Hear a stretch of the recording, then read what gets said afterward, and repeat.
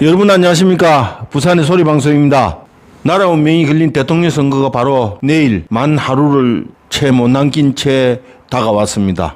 그러나 대한민국 운명은 이미 던져졌고 그 성패의 결정도 나와가 있습니다. 그러나 자유민주주의를 파괴하는 인간 말종들의 끝까지 강난의 구판이 시작되었는데요. 내일이면 그들의 계획된 시나리오대로 진행이 될 것이며 집권자로서의 예행 연습도 다 마쳤다는 말들이 여기저기서 나오고 있습니다. 또 많은 정치 평론에서 대한민국의 새로운 집권자 탄생을 예고했으며 벌써부터 이 나라 권력기관들은 납작 엎드려 애놓은 말로 아리가또를 하고 있습니다. 한마디로 세상이 저그들로 접수됐다는 말입니다. 그러나 분명한 것은 3년 전 명목적 이재명을 지지했던 젊은 세대들이 지금은 최소한의 지지철회 내지는 투표를 하지 않겠다는 정황들이 여기저기서 볼 수 있었습니다. 그렇다면 3년 전 윤석열 후보 때보다 지금의 김문수 후보에게 많은 플러스 요인이 되지 않겠느냐는 물으면 꼭 그렇지 않다는 얘기입니다. 국힘당 안에 있는 내부의 적들로 인해서 분열을 야기했던 것이 큰 요인으로서 한동훈과 홍준표 지지자들이 김문수 당선을 그렇게 달가워하지 않아 투표 보이콧 내지는 이준석 지지로 표가 난립이 될 것이라는 분석입니다. 사실 전국에 퍼져있는 한동훈 팬덤들의 단체 톡방 대화 내용을 들여다보면요, 기가 찹니다. 적인지 악운인지 구별이 안 됩니다. 그런 정황들의 속속들이 증거가 남아 있습니다. 아무튼 이들은 선거가 끝난 후 아작을 내야 될 것입니다. 천만다행한 것이 이재명을 지지했던 표심들의 이탈 중에는 상당수가 3년 전에 몰랐던 이재명의 실체가 뚜렷하게 나왔고, 지금 서울이나 수도권에서 사전투표를 마친 젊은 유권자들을 중심으로 인터뷰를 해보면은 3년 전에 무조건 지지했던 거는 너무나 많이 다르다는 것입니다. 여기에 더해 결정적인 표심 이동은요, 이틀 이재명 이동 후에 불법 도박과 없는 댓글, 그리고 국민적 영웅이 된 유시민의 독설에 대한 여성과 노동계 일부 이탈이 가속화되고 있다는 것이 이미 대선은 끝냈다는 여론입니다. 자, 이쯤에서 김문수 후보가 대통령이 되면 당연히 국무총리는 유시민이고, 그리고 여성부 장관에는 리틀 이재명 이동호를 생각하는 것도 그리 나쁘지는 않을 것으로 보입니다. 난세에 국힘당에서 영웅이 나지 않았고 적군에서 영웅 파견이 된 것으로 생각됩니다. 이는 하늘에서 천군만마를 보내준 거나 다름없습니다. 그런 여파로 인해 이미 골든크로스가 교착 지점을 통과했고요. 당 지지율도 국힘당 지지율이 민주당을 초월했다는 보도와 함께 김문수 후보 측에서 나온 얘기들을 종합해보면 지지율이 한창 앞섰다는 낭보도 들려줬습니다.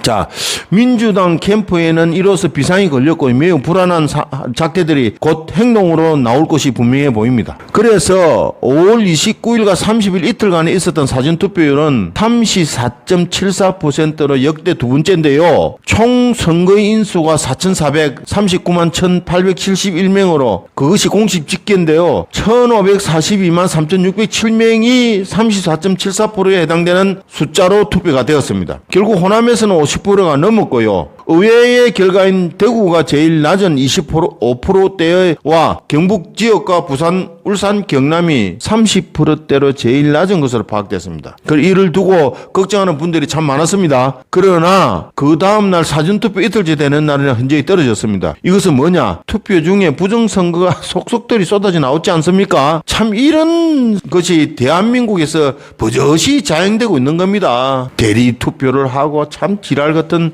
세상 천지 참 이 공무원이라는 작자들도 참 진짜 한심하기 짝이 없습니다. 거기에 분노한 보수 우파 유권자들이 이래가는 안 되겠다, 본투표에 몰빵하겠다는 뜻으로 풀이가 됩니다.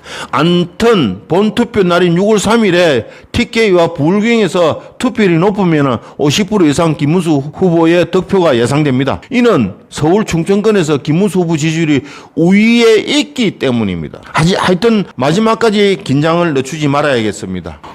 보수 농계 김대중 칼럼을 잠깐 들여다보겠습니다. 오늘날 민주주의 사회에서 진정으로 두려운 것은 그냥 독재자가 아니다, 바로 선출된 독재자라고 얘기를 했습니다.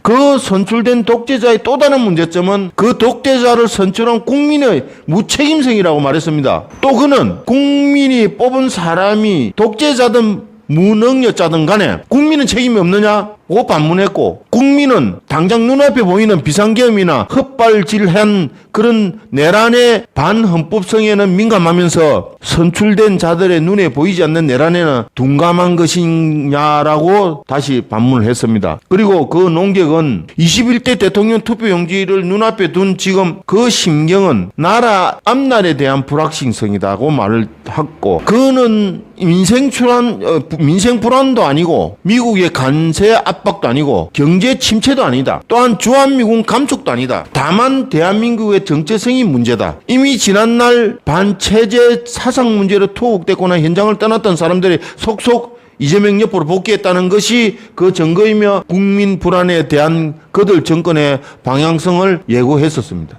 이어서 그는 그 어떤 정권도 이번만큼 불안하고 두렵고 암울하기까지 한 적이 없었다고 했습니다. 그리고 모든 결과는 사건이 끝난 후 뒤늦게 깨닫게 된다. 그러나 그것을 알게 됐을 때는 이미 늦었다는 것입니다. 김대중은 내일 투표장으로 향하는 유권자들에 대한 정확한 방향 제시가 시사하는 부분이 매우 그 의미가 크다는 겁니다. 그런데 정가 사범 후보자는 이미 대통령이 된 듯 이런 말도 찌끄렸습니다. 지난날 비상계엄에 관련해서 책임이 있는 사람들이 정부에 아직 많이 숨어있다. 고로 강요 중 상당수가 있다고 본다면 용산 입성이 된다면 당장이라도 그 모두를 아작을 낼 것 같습니다. 그런데요, 그럴 일은 없습니다. 그는 지금 큰 착각을 하고 있습니다. 그는 선거 이후 민주당과 함께 바람과 함께 사라질 것이기 때문입니다. 사실 지금 시스템에서 김문수 후보가 대통령이 된들 윤석열 정부보다 나아질 게 하나도 없어 보입니다만, 현재의 민주당 쪽수와 대선 이후에 국힘당에서 쫓겨나갈 인간들에 대한 그들이 있기 때문에 더 힘들 수도 있을 것입니다. 사실 유일한 것이라면은 이재명과 그 무리들을 감옥에 쳐넣음으로써 그 지긋지긋한 정가자 상판대기를 안 보는 것만으로 일단 성공한 케이스고요. 그 하수인들도 모두 정리가 될 것입니다. 이는 6월 18일 오전 10시 파기환송심 판결에서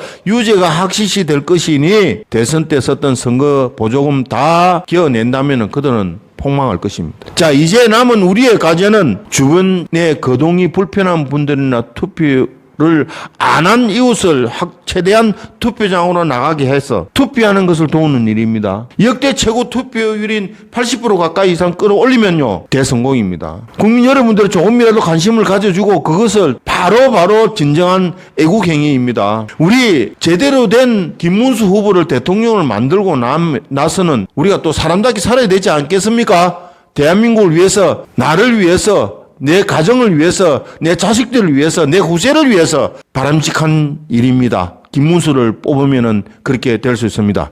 감사합니다.